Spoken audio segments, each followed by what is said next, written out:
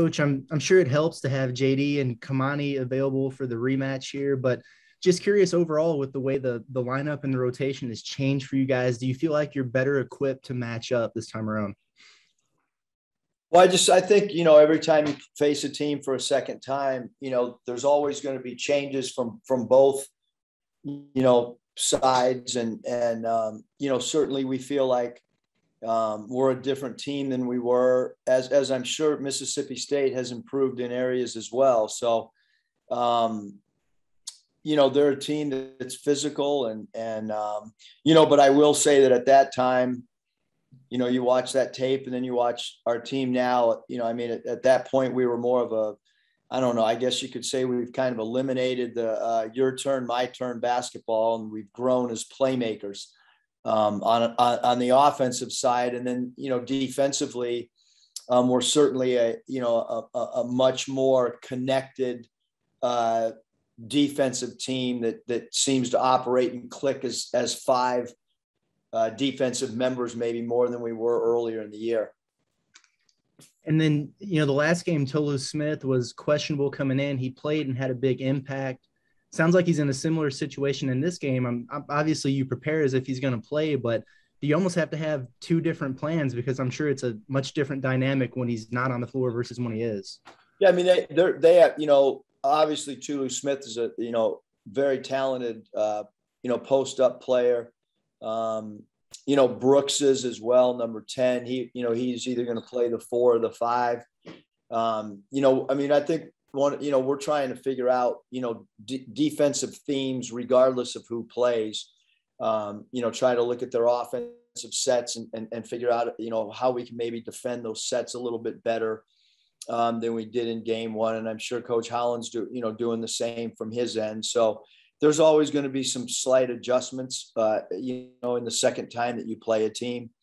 And obviously, Molinar, number 1, is one of the best point guards in the league. And Brooks, like I said, is coming off a really good game. And at the off guard spot, number 3, Moore, really bothered us as well. And Jeffries has good size, number 13, at the small forward spot. And, Matthews is a guy that plays hard, who could slide into that starting power forward spot. Coach. Yeah, Coach, you talked about Chris and the kind of his attitude the last few days at practice, leading up to his performance last night. Do you think that performance could maybe kind of be something he builds on, and that be kind of the Chris likes we see from here on out? I mean, I hope so. It's been fun the last 4 or 5 days, like I mentioned last night, just to see how he's been attacking things. It's fun to see in terms of his, like his professionalism, in the way that he's gone about his business. His personality's come out, a little bit more with each, passing day. We hope that he can continue to grow through, that performance that he had, yesterday. Because I thought that performance against Georgia on both sides of the ball was really critical in his confidence building. Bob? Eric, I guess the previous 2 years when you played a team the second time after each of the first time, you're 7-1 now. 6 of those are at home, so I'm sure that helps. But you did split with Missouri with each winning on the road. But what do you think's the key to you having such a good record in rematch games when you lost the first time around? I don't know, Bob. Maybe good luck, good fortune. I think everybody, gets an opportunity to tinker and mess around with some stuff. So I don't, sometimes there is some luck involved, but I don't know what it was at Nevada, but I will say that, the unique thing about pro basketball is, playoffs, whether it's, in the minor leagues, you get to play teams in a 7-game series or a 5-game series, or, I think that, even when we played in the CBI, I think that, you do see things that with our staff having some NBA, background. I do think that we talk about things as if they're adjustments throughout a playoff series when we play, because we take, like we're talking about this being game 2 in our series against Mississippi State. But having said that, there's such good coaches in this league. I think everybody makes, good adjustments the second time around. Yeah, I'm not sure what you did in Nevada. I'll have to look that up. But I was talking about at Arkansas, you're 7-1, and you beat Mizzou 2 out of 3 last year because you got them in the tournament. But how much? Because I know how deep you guys go on your scouting reports. How much does a scouting report change, or maybe is it not as deep the second time around because you've already played the team, you've already had a big scout on them? Yeah, I would say, Bob, actually, that our scouts are probably more in depth the second time, and if you play them a third, because I think you're able to find out maybe an area you did well, and you're also able to figure out areas that you didn't do well, and then you also have to anticipate adjustments from whoever else you're playing. So I think there's a lot that goes into it. I mean, we have a fairly large post-game report that everybody on staff is responsible for different areas. And so when you have so much information to go through, you've got to really study and decide what you want to pare down for your team and not overload them with information. I think that becomes really important the more times you play a team. How do you simplify it, but yet also, make an adjustment or two? I think we know how you guys are better because obviously we follow you guys. How would you say Mississippi State's different or better from watching them recently? I think Brooks has become more offensive minded than we played him the first time. Watts is now getting into a little bit more of a rhythm. They're the fourth leading scoring team in the league, so they're ahead of us from a scoring standpoint. They have a large scoring margin.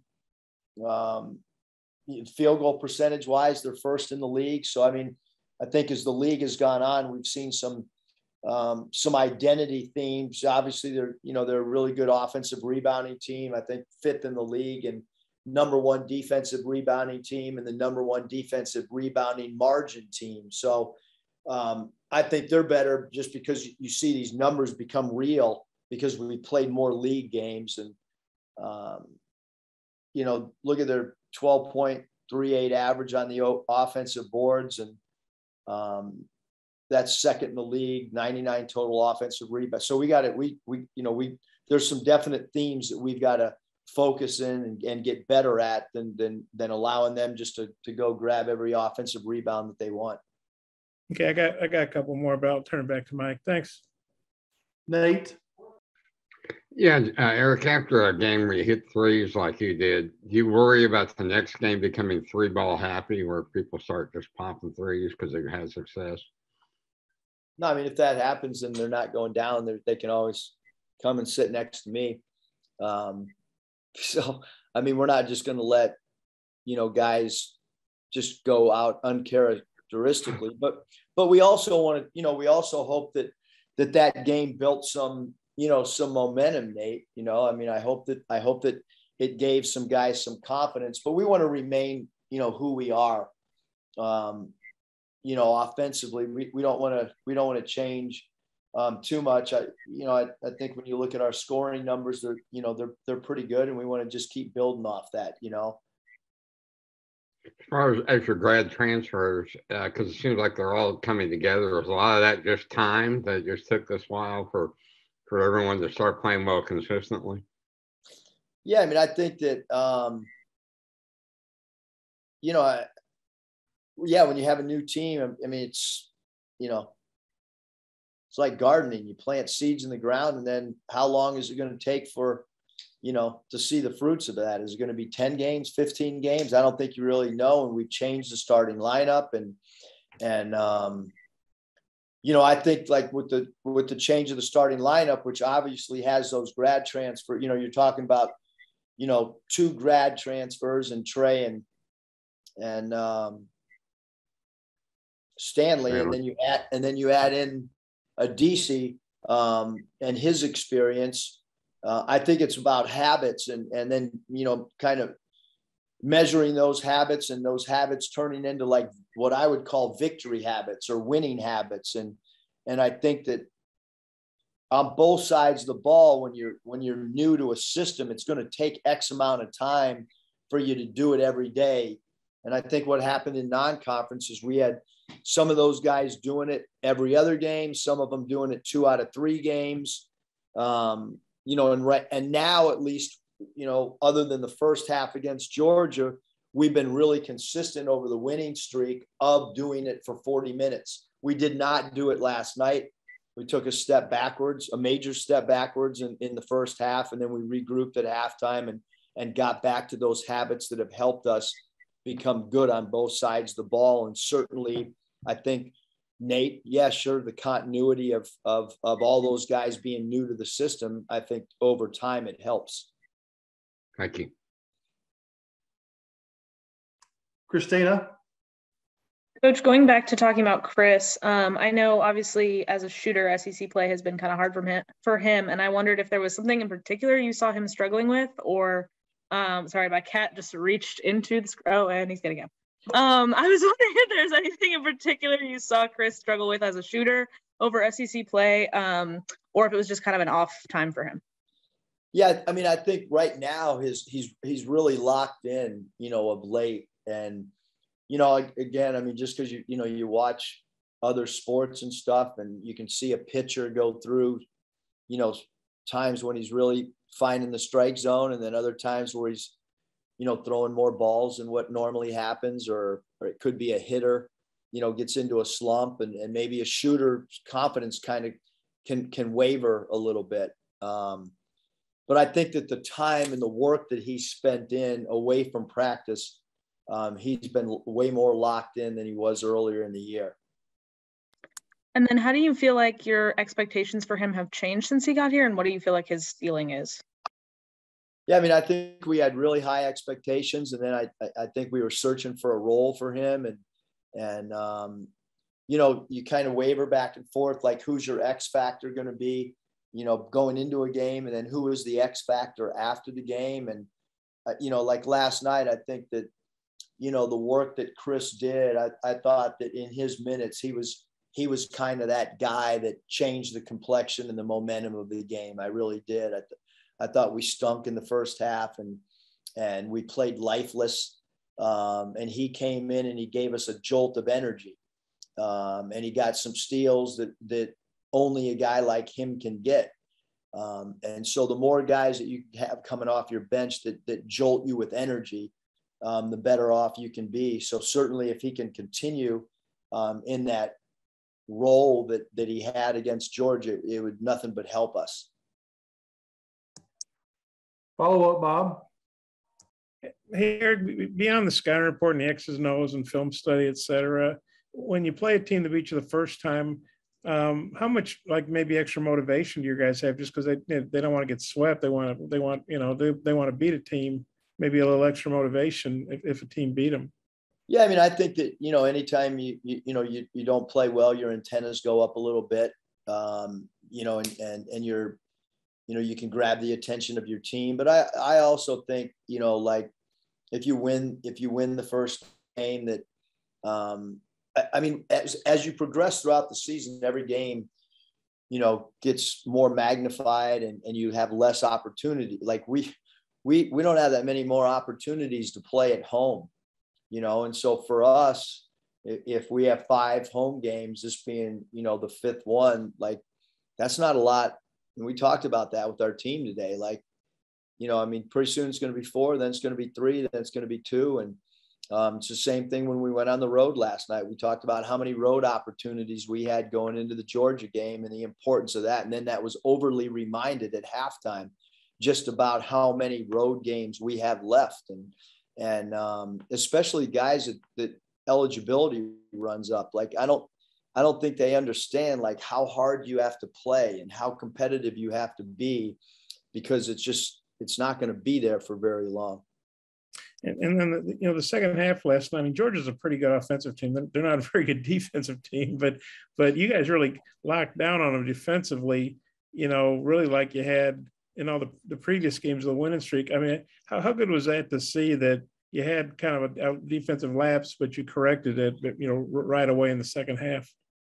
I'm glad we corrected it, because I don't know if we still had the weighted vests, and I don't know where the bricks were. They were with the snow and the way the roads are right now. I don't know if we could have gone out and found bricks and and weighted vest because the way that thing was trending, it was going to be an epic practice today if we wouldn't have turned around our defensive intensity. But sometimes teams are going to make shots, but I did not think that we did the little things in that first half that we were supposed to do. And I thought that, Georgia is offensively talented.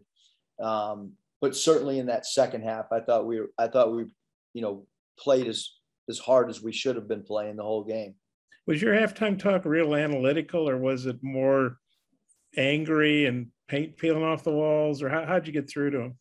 It was not analytical, Bob. Okay. I'll think it was the other way. Probably. Okay, thanks. Is your shoulder feeling better? No, I'm telling you, man. I mean, they call those things gravity machines or gravity chairs, but I don't know what gravity it's grabbing because it's not. It's brutal. I mean, last night in my recliner when we finally got home at about 1:30, we walked into our place. That chair felt like it was the most comfortable piece of furniture that I've ever been in, because what we travel with, I mean, I'm going to have Riley do a Zoom call on that because it's got plastic arm things and it's freaking brutal. Well, yeah, but if you have to pack up to fit in the plane, it's not going to be easy, boy, right? No, that's what I'm saying. It's tough. That's why you got to get these hotels to get you a chair. You guys are paying a lot of money to stay at the hotels. Tell me you need a chair. I'm not kidding. I'm serious. I know. I'd rather save the money and get more sweats for the guys. Get Hunter to buy you a chair. Thanks, Coach. Only 3 more weeks. Okay. Thank you, Coach. That's it? I got all the time in the world. I think we're good. Appreciate it. Later. Yeah.